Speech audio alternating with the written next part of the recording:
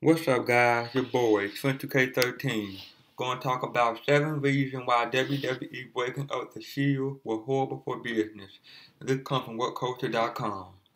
870 days of WWE television were rendered completely worthless on Monday night when, after almost 2 years of WWE critics attempting to tell the WWE Universe that we were better off without the Shield. Seth Rollins, Dean Ambrose, and Roman Reigns teamed in the main event against the Wyatt family.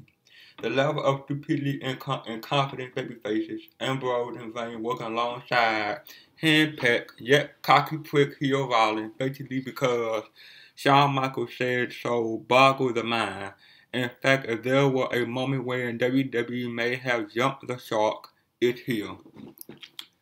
Intriguingly enough, the Shield and the Wyatt family were the last new thing that the WWE Universe believed in since the WWE Universe believed that CM Punk was the best in the world.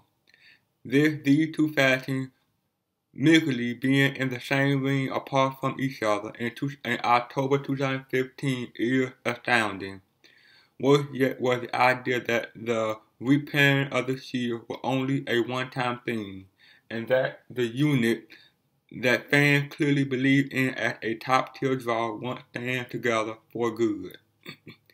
Last night's main event even being something that could creatively make sense for a rating-starved WWE proved that above all of the other moves that were bad for business in the last 1,000 or so days for WWE, breaking up the Shield was the worst. Number 7. The WWE Universe is desperately searching for someone to believe in. WWE fans are in a sad state right now. In the near 1,000 days since the Shield were together, they've seen numerous babyfaces and heels that they're willing to really get behind how their pushes neutered. Careers almost ended and or being told to grab some imaginary brass ring that a surefire harbinger of success. If WWE had just kept the Shield together as a trio since last June, the company would be in a completely different place, and maybe even doing better business too.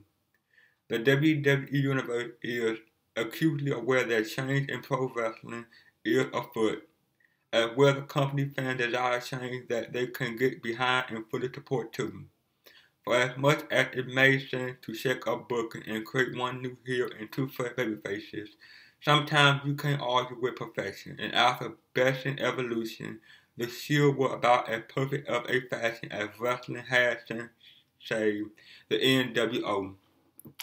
Once you shadow perfection, imperfection, in the case of any other WWE creative decision regarding Shield members that didn't see them as a trio, is somewhat bittersweet. Number 6. Roman Reigns never needed to win the Royal Rumble. One of the key problems with breaking up the Shield was that it exposed everything that was grossly unprepared for the mainstream spotlight about Roman Reigns. As a solo performer, Reigns' inability to lead a match, cut a scripted or unscripted promo, and actually captivate the fans via selling, having a compelling amount of babyface fire, and making a great comeback have all been completely exposed. In fact, it's arguable that Reigns is actually in a worse place now than he was as a performer 2 years prior, an issue that keeping the Shield together could resolve. Roman being a featured Shield member and perhaps still being in what would now be a superpower tag team combo with Seth Rollins could be amazing. Imagine them in a tag division with The New Day, Dudley Boys, Usos, Wyatt, Cesaro, and Kid, and so many more. Having tag team championship matches that could main event TV, pay-per-view, and house show could be a major asset for business overall. Number 5. World Champion Dean Ambrose. One day in the future, unhinged lunatic Dean Ambrose will be WWE Champion. Had the Shield stayed together though, that moment would be right now, and wow, that would actually be so exciting. Dean Ambrose winning the 2015 Royal Rumble and facing Brock Lesnar at WrestleMania actually led to a series of promos and moments that would put whatever WWE creative scripted for Roman Reigns and the Beast to shame.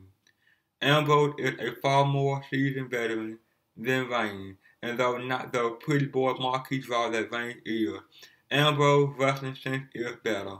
Dean closing WrestleMania with some trademark lunatic behavior to snatch victory from the jaw of certain defeat would have been fantastic. WrestleMania 31 ended in a moment where Seth Rollins and Roman Reigns had the tag strap while Dean Ambrose is the world champion and the Shield music is playing would have been as cool as Seth Rollins cashed in. As well, just imagine what kind of crazy ass interest Dean would have as a member of the Shield at WrestleMania. If Rusev got a tank, Lord knows. Number 4. Sting would have been so much cooler in the Shield. Imagine Triple H and the Authority was running roughshod over Raw last year around WrestleMania with Triple H having a handshake agreement with Paul Heyman to have the Authority support Brock Lesnar as champion. As well, imagine Sheamus, Neville, and Wade Barrett as Triple H's hand-picked crew of UK thugs operating in a manner similar to The Shield. Then imagine that at Survivor Series 2014, there was a match for control of WWE where Triple H, Sheamus, Barrett, and Neville were challenged by The Shield in a special mystery partner. Sting, being the fourth member of The Shield in special Sting-style Shield gear, would have been amazing. Sting's whole WCW gimmick was that he was a protector, doing literally exactly the same thing the Shield was doing. Fast forward to WrestleMania 2015 and a no DQ lumberjack match between Sting, Rollins, and Reigns against Triple H, Sheamus, and Barrett would have been amazing. A match potentially involving Sting, Triple H, Hulk Hogan, Scott Hall, Kevin Nash, Ric Flair, Batista, and Randy Orton. Plus Rollins, Reigns, Sheamus, and Barrett would have been outstanding. Number 3. Seth Rollins is much better as a babyface. As a heel champion, Seth Rollins is roughly 1,000 times less entertaining than he was as the high-flying babyface of the Shield. The guy who with a top rope flying knee could change the pace of a match, or who dived onto Evolution was one of those moments that make a babyface a hero in the fan's eyes forever. As a heel, Seth Rollins cut promos that make wrestling school graduates everywhere sound like they could also be WWE champion.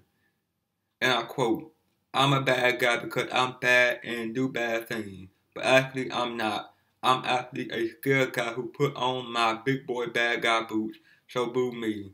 Please." Having Triple H, aka the best bad guy in wrestling of the 21st century, standing next to him, and oftentimes being perceived as the worst human to ever be employed in the wrestling business, does him no favor either. Seth Rollins was, is, and should forever be a better babyface than heel. Admit it to yourself. Rollins' heel run has been just a nose hair better than abysmal. Once you agree with what you admitted to yourself, you feel better. Trust me. Number 2. The Shield are the only trio who could ever bring down the Authority.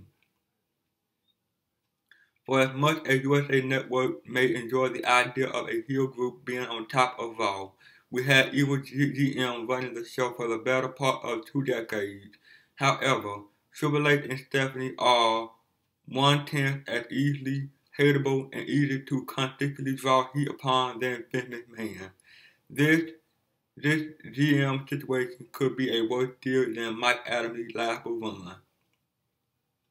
The one moment that the WWE Universe would love to have seen was seeing Triple H in a suit taking a Superman punch and a super powerbomb through a table. Arguably, and then and only then that he could really start to draw some actual heat from WWE fans and create the kind of drama from being in his role that could lead to a rating surge.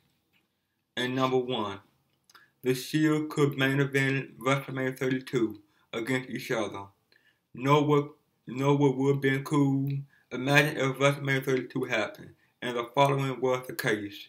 Dean Ambrose was world champion. Seth Rollins already held the Money in the Bank briefcase. Roman Reigns won the 2015 Royal Rumble.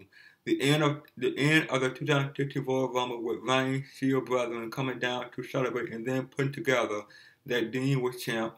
Rollins could cash in his briefcase and Roman was already in the main event, could create a moment where the roof would blow off a building. Add in the previous notion of Sting potentially being Raw Young Manager and putting together the WrestleMania main event as a Shield three-way dance could have been fantastic. For purpose of promoting the event, Roman Reigns being able to bounce off of Dean Ambrose and Seth Rollins while doing TV interviews would have been excellent, telling the multiple story of how the trio stayed together for 3 years and grew to dominate WWE would have been amazing.